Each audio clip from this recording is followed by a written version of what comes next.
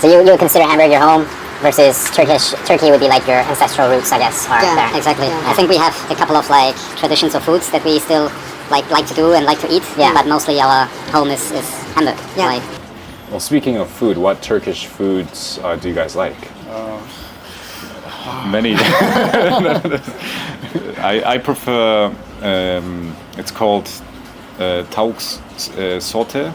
It's like a chicken dish with mushrooms, paprika and onions, which is all in like a frying pan, cooked together with like a tomato sauce.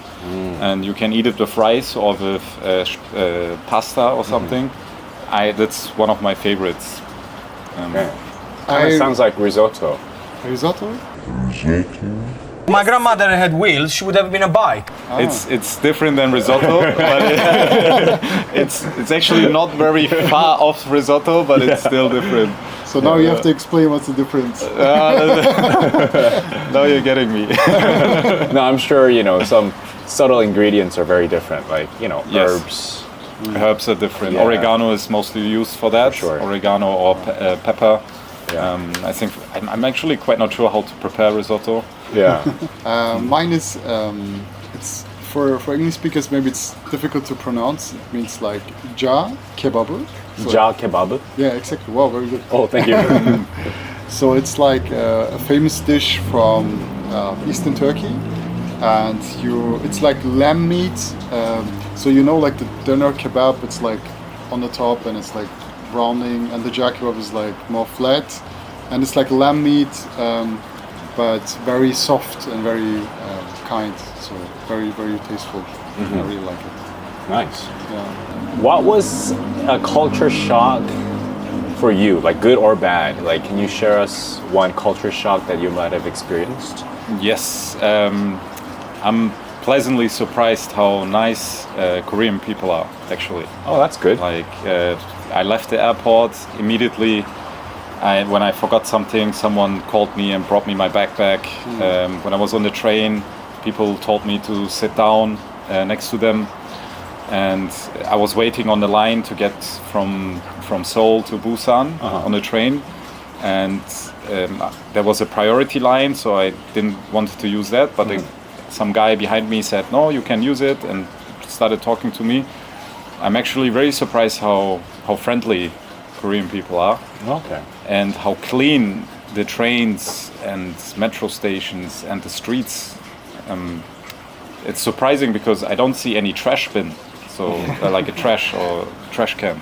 Okay, so with regards to the trash bins then, do you think it's a good thing that there's no trash bins, or do you think it's kind of inconvenient for you because there's no trash bin? For me, it's inconvenient because I'm so used to like eating something, then looking for a trash and throwing it away. Right. I don't know how people. I think maybe people put it back in the pocket after they. Well, what did you do with your trash? I just keep it in my hand until I find it. Yes.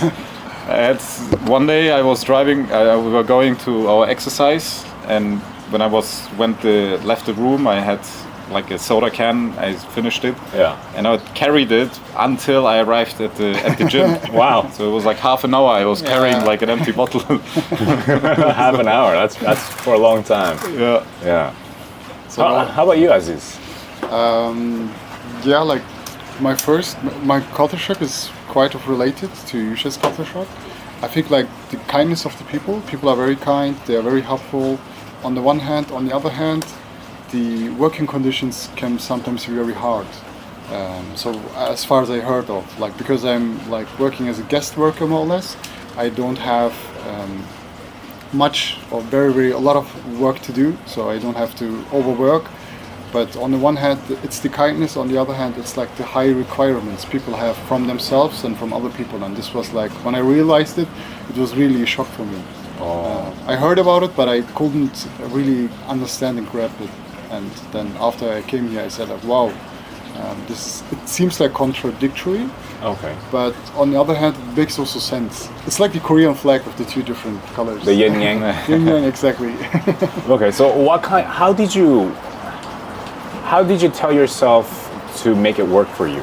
Like how did you overcome it? Like Or are you trying to overcome it right now? Or I describe it like Korea is the country where everyone is prepared to suffer to make it paradise for all. oh wow, And it's like everyone is like ready really to give up a lot of things from themselves. yeah, So everyone can like profit from it. But on the other hand, it's like you see a lot of people who are like sometimes you see they just work too much. They feel very tired, and you see they are not so aware. And I think this is like the difficult side of it. Or the challenging side of it. So, So what would you tell maybe the young adults here ready to get into the Korean work life? Maybe an advice that you would tell them? I will tell them to. I mean, it's easy for me to say it because in Germany, when you were like when you grow up there, you have like a different socialization. I will tell to find your own way. Like until a certain age, it's good to have like a guideline, to have like an orientation. But like after a certain age, you are fully responsible of yourself. So you have to find your own way to find your own happiness. So you have to pursue your own happiness, really. For sure. And you can do it. Like they're clever people. we only meet clever people. Maybe they're not clever, not talking to us. They're trying to avoid us. I don't know. I think the average education level is pretty high, so That's really Yeah. that's why.